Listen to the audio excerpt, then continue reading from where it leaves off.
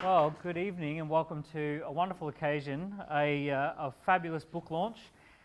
So my name's Daniel Priestley. I know a lot of familiar faces in the room.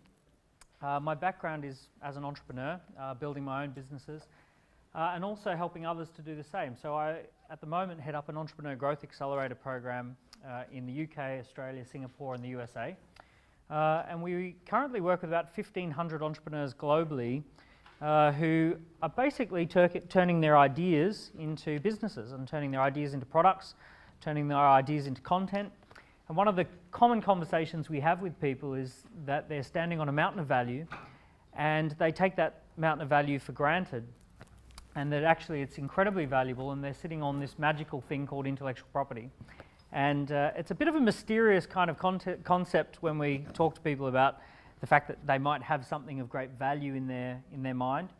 We use an analogy of a gentleman who found a Van Gogh painting in his attic, and it had been sitting there for 20 years, and he was up in his attic one day and he went through, found a Van Gogh, got it valued, and it was worth £20 million or 20 million euros. And we said, you know, up in your mind you've got a Van Gogh in the attic, you've got an idea that's valuable, you've got something there that's probably just something you take for granted, but it's quite valuable.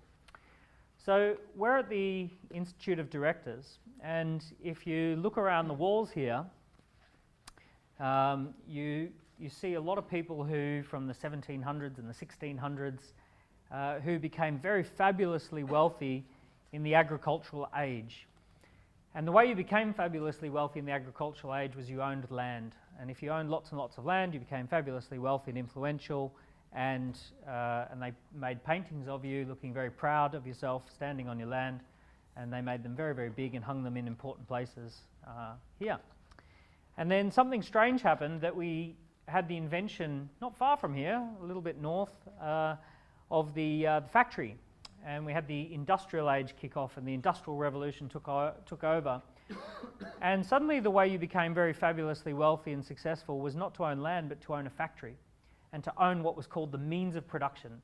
That if you could actually produce something, if you could organize labor and capital and resources and put that all together in a factory, then you'd become really, really wealthy. And all of us have grown up in the, in the industrial age and in the industrial revolution, and we have the opportunity to enjoy the fruit from the industrial revolution. So we enjoy great healthcare, and we enjoy great education, and we enjoy great businesses and low-cost products because of that industrial age. But something very strange happened in the late 90s, and businesses shifted, and the most valuable businesses on the planet suddenly didn't have factories anymore. The most valuable businesses on the planet had algorithms, and all of their valuable assets could fit on something called a USB stick or a hard drive or something like that. And if we look at the most valuable businesses now that are being created, often, it's very, very small teams who are coming up with ideas and building, networks, they're building brands, they're building algorithms and intellectual property. And you see these crazy examples like WhatsApp, a team of less than 50 people who sells a business for 20 billion when they've got 20 million of revenue because someone desperately wanted that intellectual property. So it's easy to look at a book that's called Intellectual Property Revolution and go, oh, it's a revolution. What sort of revolution have we got here? Things get called revolutions. I've seen soft drinks being called a revolutionary taste, and revolutionary new blockbuster movies and all those sorts of things. But I genuinely believe that we are going through times that are revolutionary. I think that we're reorganizing the way the world works. And it is reorganized, as I said, the paintings here, organized around land, and then it went to organized around factories, and in the future I believe that we're organized around intellectual property. And I think intellectual property is the new home ownership for millennials. Millennials have said that they'd prefer a startup to a home, and a lot of millennials who would have been buying houses had they been born at a different time are now actually throwing all their time and their energy and their spare time and their spare energy into startups and into the creation of intellectual property. So it stands to reason that what you really want to do is you want to know how to protect it, how to value it, how to identify it, And my personal experience with Shireen is that it doesn't get better than Shireen when it comes to intellectual property. She has a passion for intellectual property. Her first book on intellectual property was this thick. If you've seen it, it's a momentous achievement.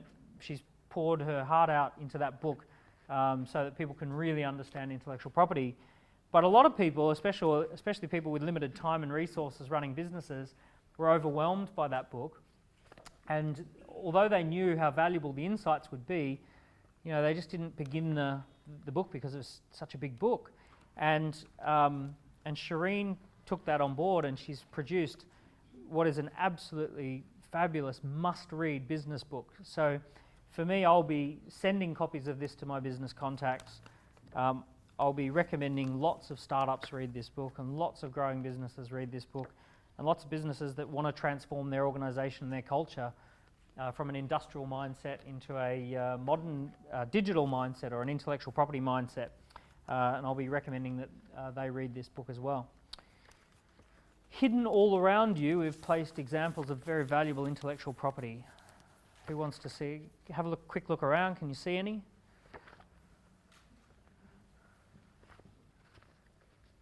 Any examples that you can see? You've spotted some. So it exists in droves in your mobile phone. It exists on your wrist, and it exists in your wallet. It exists all around you. So intellectual property, the biggest businesses, the biggest asset class on the planet at the moment is intellectual property, and we are literally swimming in it. So I think what we're going to have is a wonderful time seeing Shireen at the forefront of the revolution that is the intellectual property revolution, and I'm incredibly proud to be part of your book launch here.